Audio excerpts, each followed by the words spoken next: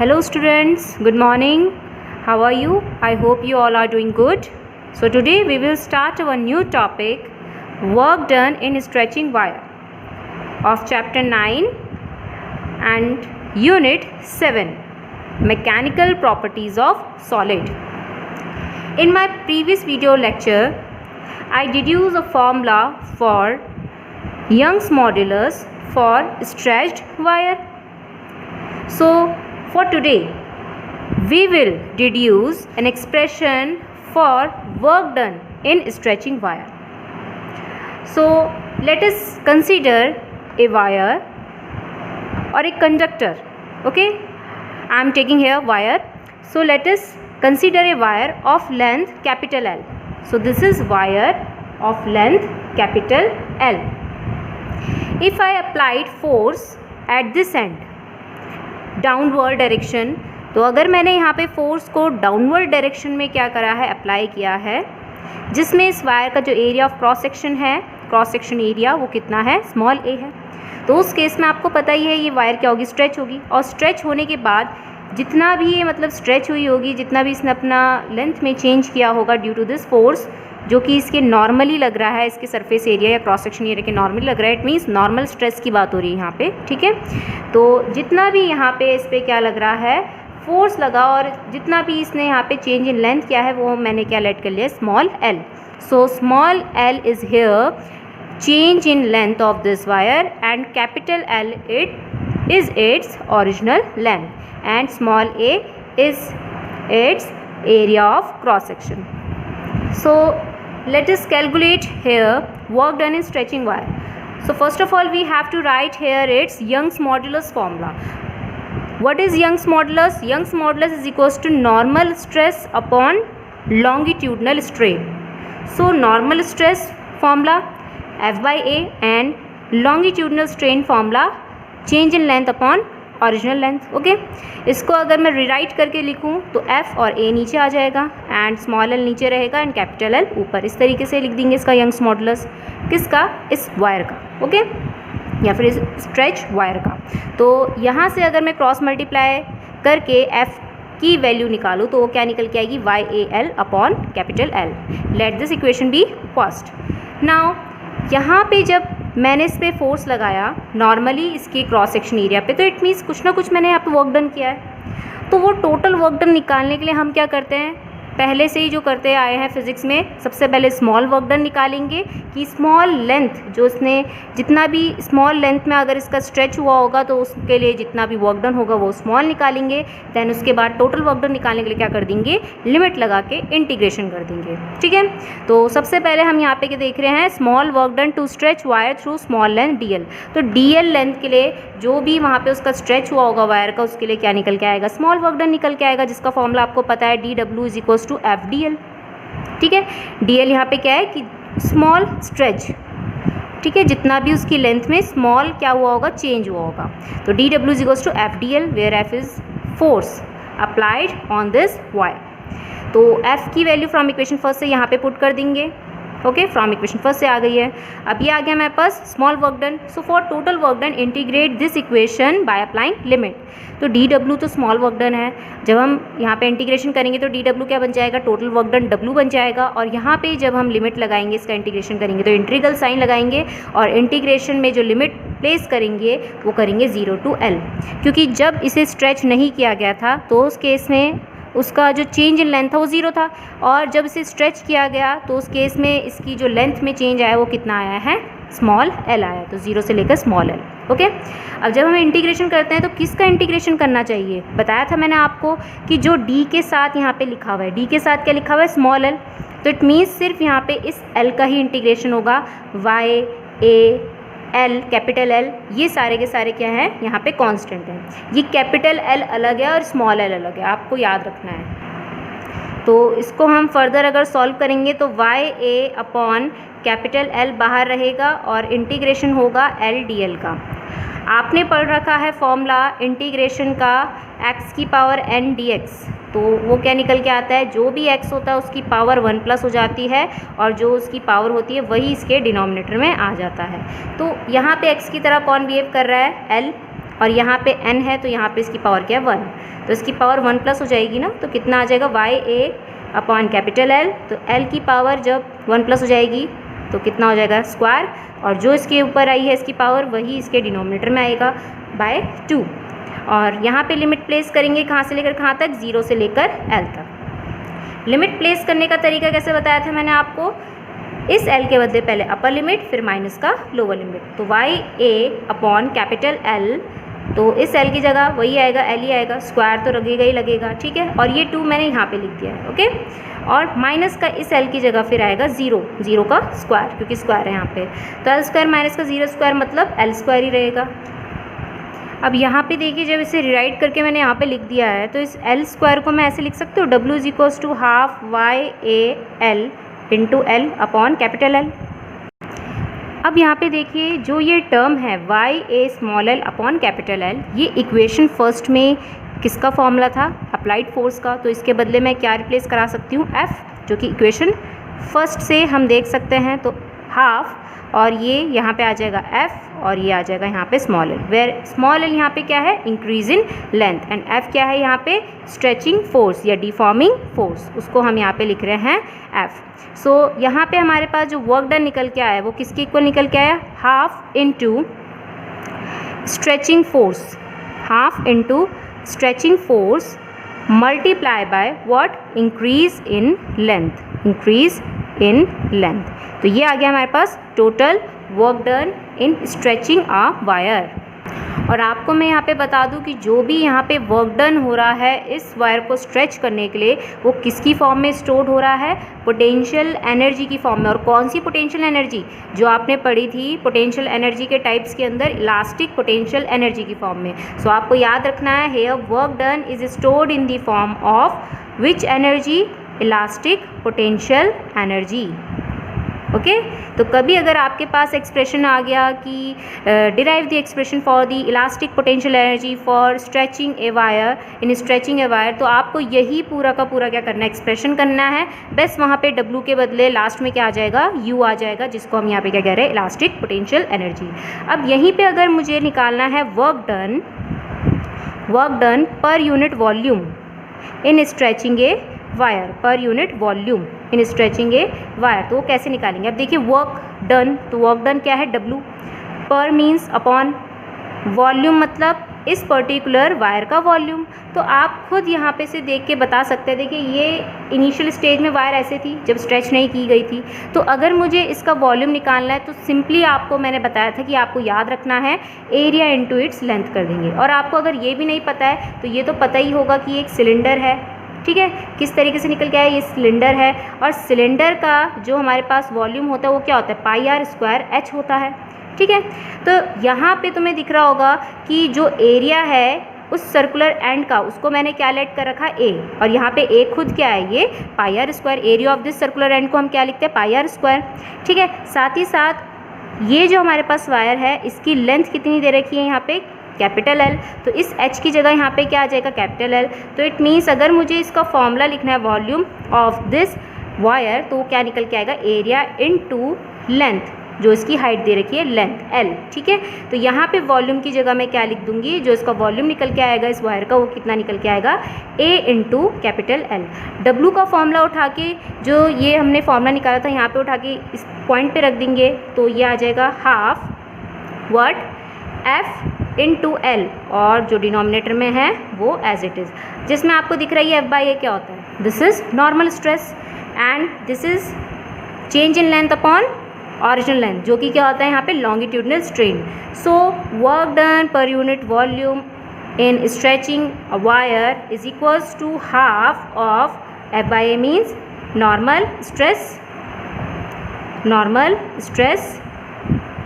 Multiply by L/L means longitudinal strain.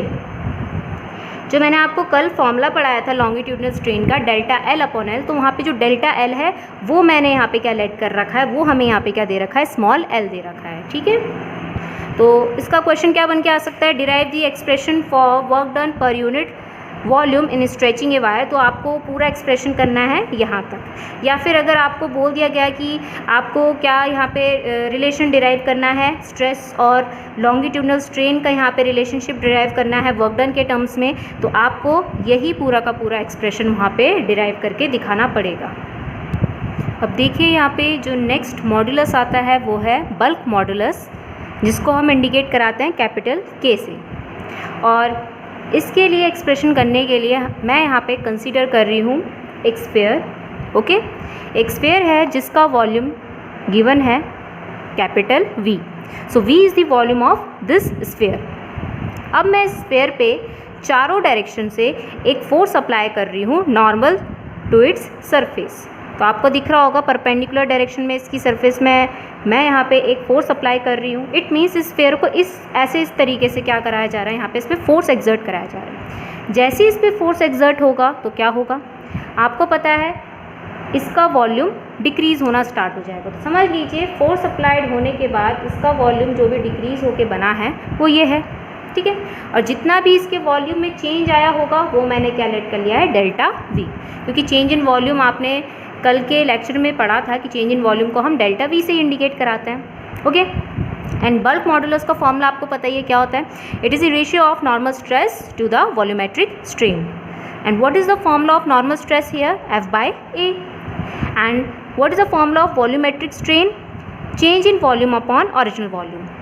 और यहाँ पे आपको दिख रहा होगा कि मैंने एक नेगेटिव साइन लगाया। ये नेगेटिव साइन क्या इंडिकेट कर रहा है, नेगेटिव साइन यहाँ पे इंडिकेट कर रहा है कि स्फीयर का वॉल्यूम डिक्रीज़ हो रहा है जब हम उस पर क्या लगा रहे हैं, फोर्स एक्सर्ट कर रहे हैं या नॉर्मल स्ट्रेस एक्सर्ट हो रहा है। जब इस पर्टिकुलर स्फीयर पे नॉर्मल स्ट्रेस एक्सर्ट हो रहा है तो उसका चेंज तो हो रहा है वॉल्यूम, लेकिन कैसा चेंज हो रहा है, डिक्रीज़ हो रहा है। सो नेगेटिव साइन यहाँ पे इसके डिक्रीज़ को दिखा रहा है, डिक्रीज़ इन वॉल्यूम को बता रहा है। तो यहाँ पे वॉल्यूमेट्रिक स्ट्रेन का फॉर्मूला पुट कर दिया हमने, तो वॉल्यूमेट्रिक स्ट्रेन माइनस ये लग गया डेल्टा V अपॉन V, क्योंकि नीचे से ऊपर की तरफ रखना पड़ेगा यहाँ पे, ठीक है। वॉल्यूमेट्रिक स्ट्रेन यहाँ पे डिनोमिनेटर में है। सो यहाँ पे K का फॉर्मूला क्या आ गया, माइनस का F/A V upon delta V। Okay, अब आपने प्रेशर, अब देखिए जब मैं यहाँ पे इसमें इस पर्टिकुलर स्फीयर पे फोर्स एक्सर्ट करूँ तो इट मीन्स इस पर प्रेशर भी एक्सर्ट हो ही रहा है, pressure applied over the sphere. तो वो प्रेशर का फॉर्मूला आपने पढ़ रखा है, force per unit area F/A। तो इस F/A की जगह मैं यहाँ पे क्या रिप्लेस करा सकती हूँ, P। क्या लिख सकते हैं यहाँ पे, P means pressure exerted over the sphere. और साथ ही साथ बाकी जितनी भी चीज़ें V और डेल्टा V वो as it is. Negative sign means कि वहाँ पे डिक्रीज़ इन वॉल्यूम हो रहा है स्फीयर का। अगर वहाँ पे इंक्रीज़ इन वॉल्यूम हो, जैसे कैसा केस, अगर आप बैलून क्या करते हैं, फुलाते हैं, बैलून में जब आप एयर ब्लो करते हैं तो उस केस में बैलून का वॉल्यूम इंक्रीज़ होता है, तो उस केस में आप फिर वहाँ पे बल्क मॉडुलस का फॉर्मूला पॉजिटिव फॉर्म में लिखेंगे। तो वो क्या आएगा, नेगेटिव साइन हट जाएगा, F/A V upon delta V, और इसमें क्या आएगा, PV अपॉन डेल्टा V। तो वो यहाँ पे बता रहा है कि increase in volume of that sphere. अब यहाँ पे आती है इसकी SI यूनिट। SI यूनिट क्या बनेगी इसकी, तो कोई सा भी फॉर्मूला उठा लीजिए, उसी से इसकी SI यूनिट बना देते हैं। तो मैं उठा रही हूँ ये वाला फॉर्मूला, ये भी उठा सकते हैं, ये भी उठा सकते हैं। तो आपको यहाँ पे दिख रहा होगा प्रेशर, प्रेशर का जो SI यूनिट होती है आपने पढ़ रखा है पास्कल, या फिर हम पढ़ते हैं न्यूटन पर मीटर स्क्वायर, क्योंकि F/A होता है ना इसका फॉर्मूला, न्यूटन पर मीटर स्क्वायर। और साथ ही साथ V मीटर क्यूब और डेल्टा V ये भी वॉल्यूम है तो मीटर क्यूब। तो इट मीन्स इसकी जो SI यूनिट होगी बल्क मॉडुलस की वो सेम किसकी इक्वल होगी, प्रेशर के SI यूनिट के इक्वल होगी। मतलब जो हमारी नॉर्मल स्ट्रेस की SI यूनिट होती है उसी के ही इक्वल होगी। नेक्स्ट आता है इसमें टर्म कंप्रेसिबिलिटी। कंप्रेसिबिलिटी, अब देखिए ये याद रखना है कि जो हमने तीन यहाँ पे मॉडुलस पढ़ रखे हैं, यंग्स मॉडुलस, बल्क मॉडुलस अभी मैंने पढ़ा दिया, और अभी एक और बचा हुआ है मॉडुलस ऑफ रिजिडिटी। तो ये तीन चीज़ एक्चुअली वहाँ पे क्या बताते हैं कि वो बॉडी जो भी हमारे पास मटेरियल है, सॉलिड है, वो कितना इलास्टिक है नेचर उसका। और इलास्टिक का कंसेप्ट आपने पढ़ रखा है, इलास्टिसिटी प्रॉपर्टी मतलब opposition to any change in it shape and size. तो इट मीन्स जो जितना ज़्यादा स्टिफ है, जो जितना ज़्यादा एक्टिव होगा, चाहे हम उस पर कितना भी फोर्स एक्सर्ट कर ले, जो जितना ज़्यादा स्ट्रॉन्ग होगा, स्ट्रॉन्ग से याद रखना, उसके मॉडुलस उतने ही ज़्यादा होंगे। तो आप खुद सोच के बताइए कि अगर मैं इसे कंप्रेस करने की कोशिश करूँ, अगर ये ऐसी बॉडी है जिसका बल्क मॉडुलस बहुत ज़्यादा है, बल्क मॉडुलस ज़्यादा होगा तो इट मीन्स इस पर्टिकुलर मटेरियल के लिए की जो ये स्ट्रॉन्ग मटेरियल होगा, है ना, बल्क मॉडुलस ज़्यादा है तो इट मीन्स ये मटेरियल क्या होगा, स्ट्रॉन्ग होगा। तो अगर मैं इसे कंप्रेस करने की कोशिश करूँगी तो ये कंप्रेस होगा ईजिली, नहीं होगा। तो it means bulk modulus is inversely या फिर रेसिप्रोकल ऑफ दी कंप्रेसिबिलिटी। जिसका बल्क मॉडुलस जितना ज़्यादा उसकी कंप्रेसिबिलिटी उतनी ही कम। कंप्रेस का मतलब दबाव, कि कितना वो दब पा रहा है या फिर कितना उसके वॉल्यूम में चेंज आ पा रहा है, वो भी कैसा, डिक्रीज, क्योंकि कंप्रेस का मतलब वहाँ पे उसका वॉल्यूम क्या कर रहे हैं, हम दबा के उसे कम कर रहे हैं। ठीक है, तो compressibility is equals to the reciprocal of bulk modulus. और अगर इसकी एसआई यूनिट लिखना चाहूँ मैं तो क्या इसके जितने भी फॉर्मूले होंगे जो भी बल्क मॉडुलस के मैंने लिखा रखे हैं यहाँ पे, उसके रेसिप्रोकल कर देना। और एसआई यूनिट अगर लिखेंगे कंप्रेसिबिलिटी की तो वो जस्ट रिवर्स होगी किसके, बल्क मॉडुलस के। इट मीन्स इसको हम क्या पढ़ सकते हैं, पास्कल इनवर्स या फिर पर न्यूटन मीटर स्क्वायर। ये किसकी एसआई यूनिट होगी, कंप्रेसिबिलिटी की। ओके, अब हम यहाँ पे देखेंगे अपना नेक्स्ट मॉडुलस ऑफ रिजिडिटी, जिसको हम ईटा से इंडिकेट कराते हैं। ईटा कैसे बनाते हैं, जैसे आप एन बनाते हैं तो एन की पूंछ थोड़ी यहाँ पे लंबी कर देना, ये होता है ईटा का sign. Okay, so here eta is denoted as यहाँ पे मॉडुलस ऑफ रिजिडिटी। तो हमने यहाँ पे क्या लेट कर रखा है हमने एक पेपर बॉक्स, ठीक है, एक पेपर से बना हुआ बॉक्स है जो इसमें लोअर एंड इसका क्या है, बिल्कुल फिक्स्ड है, स्टिफ है, फिक्स्ड कर रखा है, लेकिन ऊपर वाला एंड थोड़ा फ्री फॉर्म में है। तो हम यहाँ पे क्या कर रहे हैं, अब देखिए इसकी जो लेंथ है वो मैंने क्या लेट कर रखी है, कैपिटल एल। अब आपको पता है मॉडुलस ऑफ रिजिडिटी का जो फॉर्मूला होता है वो क्या होता है, it is a ratio of tangential stress upon shear strain. और जो भी टेंजेंशियल स्ट्रेस होता है उसके लिए फोर्स की डायरेक्शन कैसे होनी चाहिए, उसके सरफेस के पैरेलल होनी चाहिए या टेंजेंशियल। इसमें हम पैरेलल ही दिखाएंगे। ओके, तो इसकी सरफेस आपको ये दिख रही है, ये ऊपर वाली सरफेस, ये वाला पार्ट, तो इसी के ही पैरेलल हम क्या लगाएंगे, यहाँ पे फोर्स लगाएंगे। तो फोर्स लगाने के बाद देखिए ये क्या हो जाएगा, थोड़ा टिल्ट हो जाएगा। अब टिल्ट वाला डायग्राम मैं यहाँ पे ड्रॉ कर रही हूँ, तो आपको यहाँ पे दिख रहा होगा मैंने डॉटेड लाइन से इसकी फाइनल स्टेज बता दी कि फाइनल स्टेट इसकी कैसे होगी। तो पहले था ये बिल्कुल इस तरीके से, लेकिन जैसे इस पर फोर्स एक्सर्ट करा, इस डायरेक्शन में दिख रहा होगा एरो, ये फोर्स की डायरेक्शन है, फोर्स अप्लाइड की डायरेक्शन है।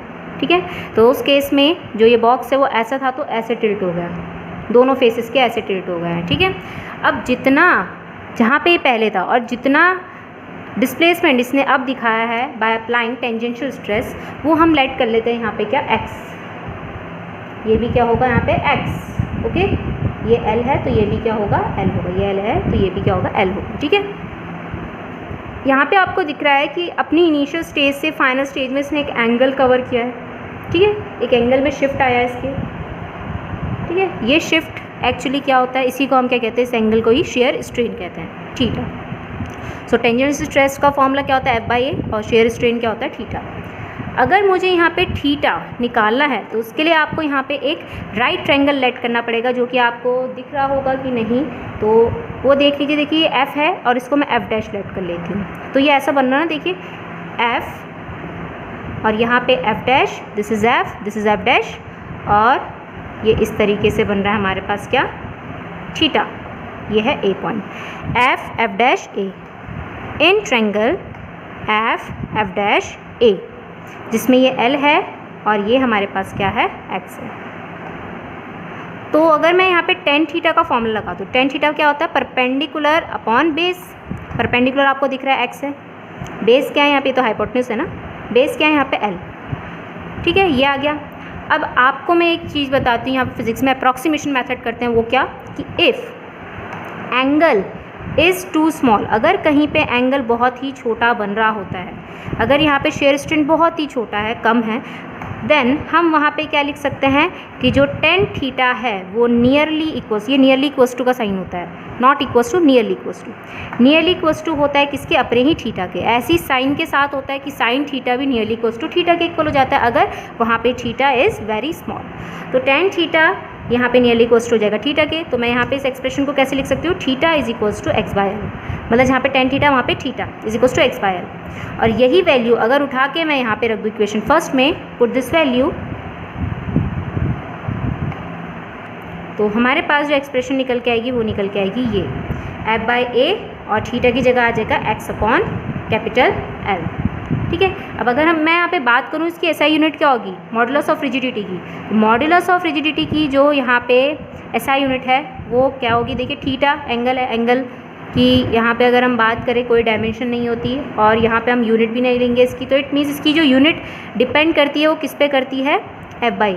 तो यहीं से भी देख के आप कर सकते हैं F/A मतलब यहाँ पे हम किसकी बात करें, स्ट्रेस की या प्रेशर की, ठीक है। और L भी यहाँ पे हम मीटर में नापते हैं, X भी यहाँ पे मीटर में नापते हैं। तो इसकी जो SI यूनिट बनेगी वो वही बनेगी जो हमने पहले लिखी हैं, जो कि क्या होंगी यहाँ पे न्यूटन पर मीटर स्क्वायर या फिर पास्कल, ठीक है।